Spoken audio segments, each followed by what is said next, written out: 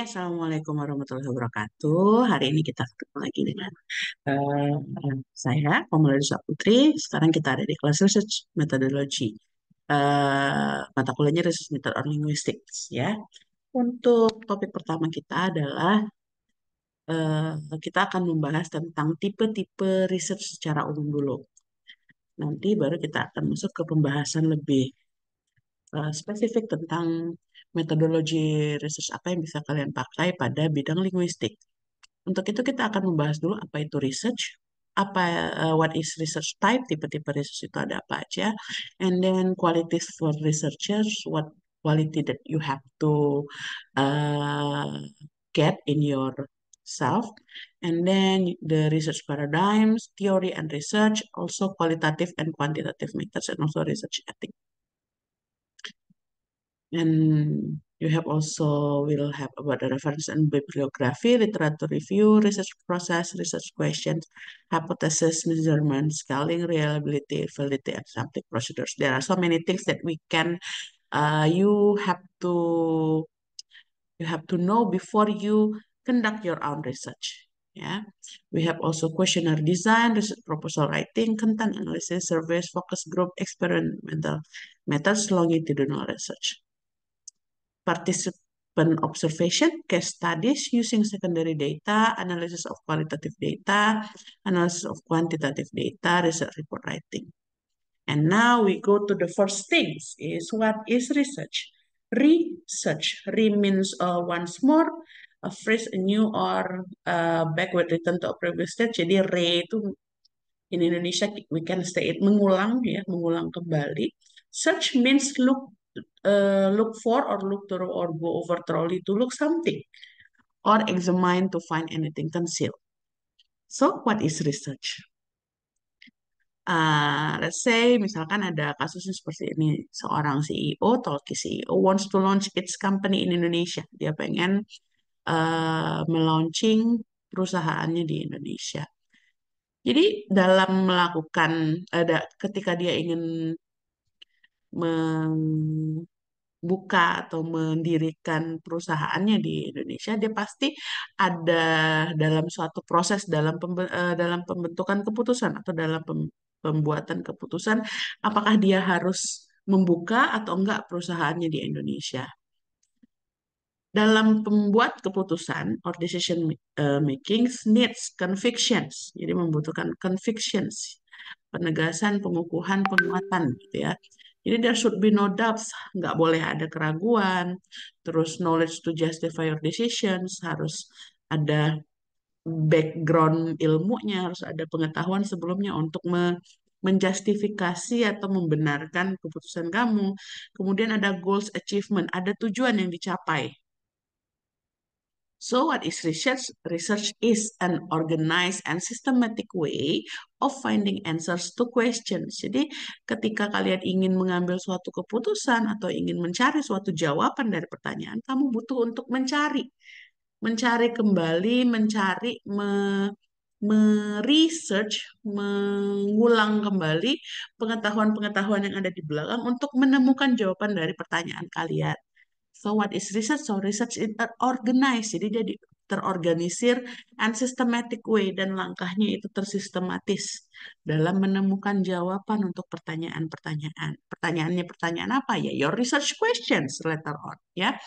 Pertanyaan-pertanyaan penelitian kalian. The first one is systematics. Systematics is systematis ya, because there is a definite set of procedures and steps which you will follow. There are certain things in the research process which are always done in order to get the most accurate results. Jadi ada hal-hal tertentu pada proses penelitian yang harus kalian lakukan secara berurutan agar mendapatkan hasil yang akurat, paling akurat. Kemudian suatu research itu juga organized, jadi terorganisir.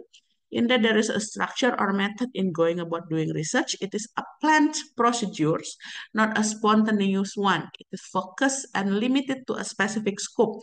Jadi yang namanya research itu, dia itu prosedurnya sudah kalian rencanakan lebih dahulu. Jadi nggak yang secara spontanitas kalian lakukan. Aku pengen meneliti ini, aku mau langsung lakukan. No, no like that ya. Jadi yang namanya research itu kalian harus fokus dan kalian harus batasi ke scope-scope atau ke pembahasan-pembahasan yang spesifik. Jadi tidak meluas. Nah, and then finding answers. What is finding answers? Is the end of all research. Jadi finding answer itu adalah ujung dari semua penelitian. Ya, tujuan akhirnya sekali penelitian adalah menemukan jawaban dari apa sih yang kamu pertanyakan. Ketika kamu mempertanyakan sesuatu, kamu melakukan penelitian untuk menemukan jawaban tersebut. Ya, whether it is the answer to a hypothesis or even a simple questions, research is successful when we find answer. Jadi penelitian kalian kita anggap sukses ketika kamu menemukan jawaban dari pertanyaan kalian tersebut. Sometimes the answer is no. Bahkan kadang-kadang jawabannya itu adalah tidak. Tapi bagaimanapun tidak pun juga tetap sebuah jawaban. Ya, jadi misalkan kalian ingin menanyakan apakah bumi ini bulat atau apakah bumi ini datar. Kalian meneliti, kalian pergi keliling dunia, kalian menemukan bahwa eh, bumi itu bulat karena kita ketika kita mulai dari satu titik kita akan kembali ke titik yang sama. Maka jawabannya adalah tidak dari hipotesis kalian bahwa bumi itu datar gitu ya. So, finding answer is the end of all research. And then questions. Your research question are the central to your research. Jadi adalah pusat dari penelitian kalian. If there is no questions, then the answer is of no use. Kalau nggak ada pertanyaan, ya nggak ada gunanya jawabannya gitu ya. Research is focused on relevant, useful, and important questions. Without a questions, research has no focus, drive, or purpose. Jadi, research itu harus fokus dan relevan. Kalau nggak ada pertanyaan, nggak ada fokusnya penelitian kalian, nggak ada tujuannya. Jadi apa tujuannya adalah untuk menemukan jawaban dari pertanyaan itu tadi. Defining research. Berdasarkan menurut Newman, based on Newman, research is a collection of methods and methodologies that research apply systematically to produce scientifically based knowledge about the social world. Methodology. We have two terms here, methodology and also methods.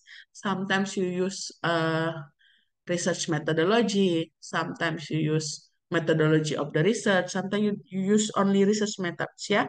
Two terms are often treated as synonyms. Jadi dua itu sering dianggap sebagai sinonim persamaan kata ya. Methodology is broader and envelops methods. It is understanding the social organizational context, philosophical assumptions, ethical principles, and political issues of the enterprise of researchers who use methods. Kalau methods-nya sendiri, methods are set of specific techniques for selecting cases, measuring and observing aspects of social life, gathering and refining data, analyzing data, and reporting on results. Jadi methods itu ada di dalam metodologi. Metode itu adalah metodenya, sedangkan metodologi itu adalah teorinya, ilmunya. Ya, jadi misalkan kamu melakukan penelitian eh, survei, ilmunya adalah bahwa survei adalah penelitian yang melakukan sampling teknik bla bla bla bla bla. Nah, metodenya adalah kamu eh, membuat membuat kamu membuat kuesioner, for example, kamu mengeluarkan mendistribusikan kuesioner ke sampel dan apa namanya partisipan kamu seperti itu, ya. Number two, research must be systematic and follow a series of steps and a rigid standard protocol. These rules are broadly similar but may vary slightly between the different fields of science. Jadi research itu harus sistematik dan mengikuti suatu rangkaian langkah-langkah yang udah distandarkan. Jadi apa aja yang harus kamu lakukan pertama-tama. Eh, Pada umumnya di tiap research itu kurang lebih mirip-mirip ya rules-nya, tapi mungkin akan ada beberapa perbedaan sedikit, very slightly between the different fields of science. Jadi kalau dalam bidang ilmu yang berbeda mungkin ada sedikit perbedaan. So we can also say that research is used as basis of knowledge, sebagai dasar dari ilmu pengetahuan. Alternative to research, we have authority, traditions, common sense, media myths, and personal experience.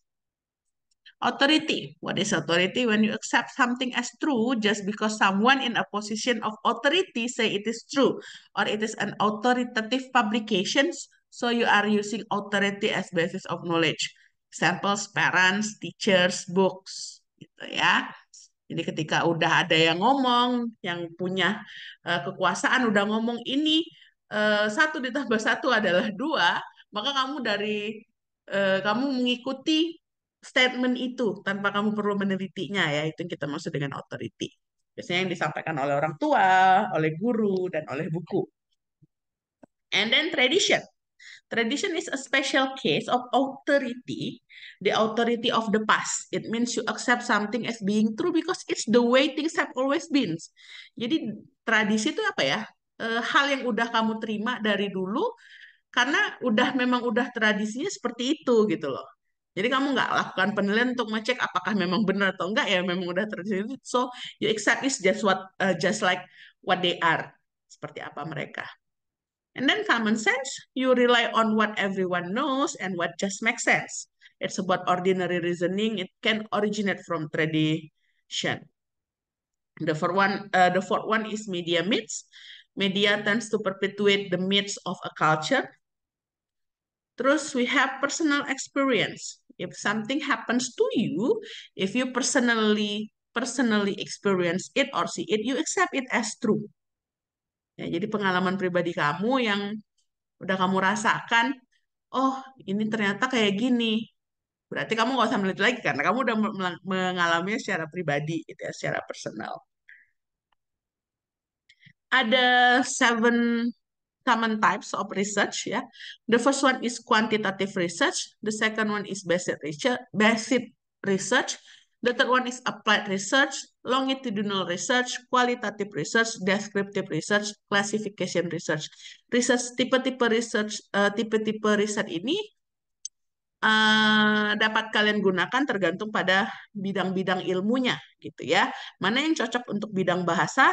Kalian kan bidangnya bidang bahasa yang fokus di literatur atau linguistik. Nah, kira-kira tipe penelitian yang seperti apa yang cocok kamu pakai untuk melakukan penelitian kamu tersebut. And then we have uh, another type of research. We have comparative research, explorative research, explanatory research, causal research, theory testing research, theory building research, and action research. Jadi ini tipe penelitiannya. Gimana kalian melakukan penelitian tersebut? Ya, apakah yang melakukan aksi, apakah yang melakukan penjelajahan, ataukah yang melakukan penjelasan, seperti itu. Apakah yang melakukan pengetesan terhadap teori, apakah penelitian yang membangun teori, apakah penelitian yang membandingkan antara beberapa hal. The first one is quantitative research. It is based on methodological principle of positivism and neo-positivism. It adheres to standards or strict research design. Statistical analysis is used in it. Yang namanya quantitative research ini benar-benar berfokus kepada data, pengolahan data. Jadi biasanya penelitian model seperti ini, kalian akan memiliki banyak data yang harus dihitung persentasenya, jumlahnya, mediannya, nilai rata-ratanya, something like that ya. Apa namanya? Eh senjangnya gitu ya. Jadi biasanya kalau di penelitian kuantitatif kalian akan menggunakan analisa statistik ya, statistical analysis. Terus yang kedua kita punya basic research. The purpose is of gaining knowledge. It advance understanding about social world. Ya, kuncinya the keyword is social world.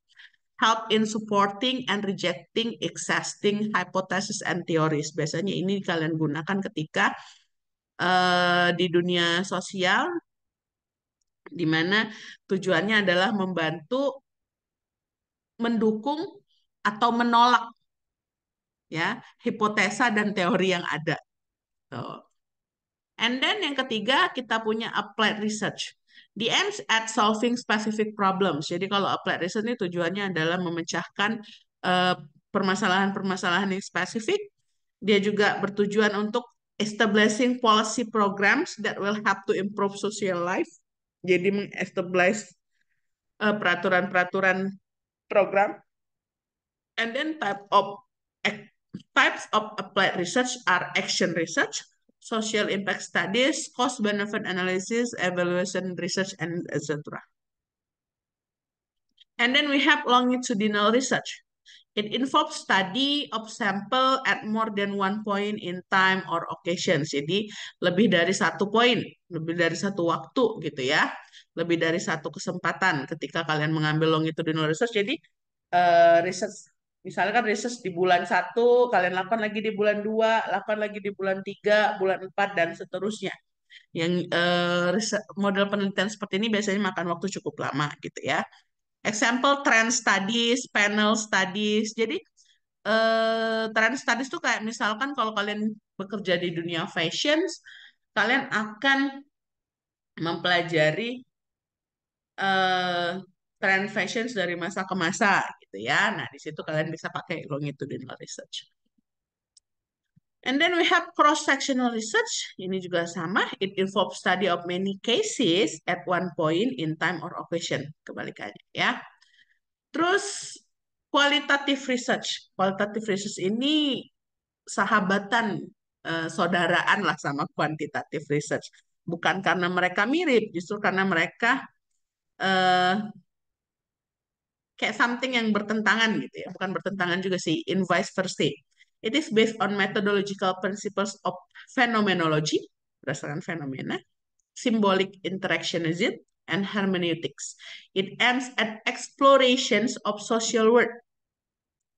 Following elements are that exploration, relationship discovery, establishing construct, testing hypothesis. Jadi biasanya di qualitative research, sini kalian uh, lebih berhubungan bukan dengan data, justru dengan perspektif, dengan opinion of people. Ya, jadi dengan pendapat-pendapat orang, dengan apa namanya eh, situasi-situasi atau kejadian-kejadian yang kalian observe atau kalian explore. Terus kita punya yang selanjutnya adalah descriptive research. Usually it forms preliminary study of a research project. Jadi biasanya ini membentuk suatu studi pendahuluan ya dari suatu project research. It aims at describe social events, relations, and events. It provides background information about an event in questions. Terus kita juga punya classification research, sesuai namanya classification research berarti dia research yang berfungsi untuk bertugas untuk mengkategorisasi or categorization of units into groups. Jadi untuk mengklasifikasi unit-unit ke dalam kelompok-kelompok tertentu ya. It also used to demonstrate differences and to explain relationships. And then we have comparative research. Comparative research used to identify similarities and differences between units at levels. Biasanya kalau di penelitian ini, kalian ada punya dua benda atau dua objek yang akan kalian bandingkan apa kesamaannya dan apa perbedaannya. Gitu ya, untuk masing-masing. Terus kita punya exploratory research.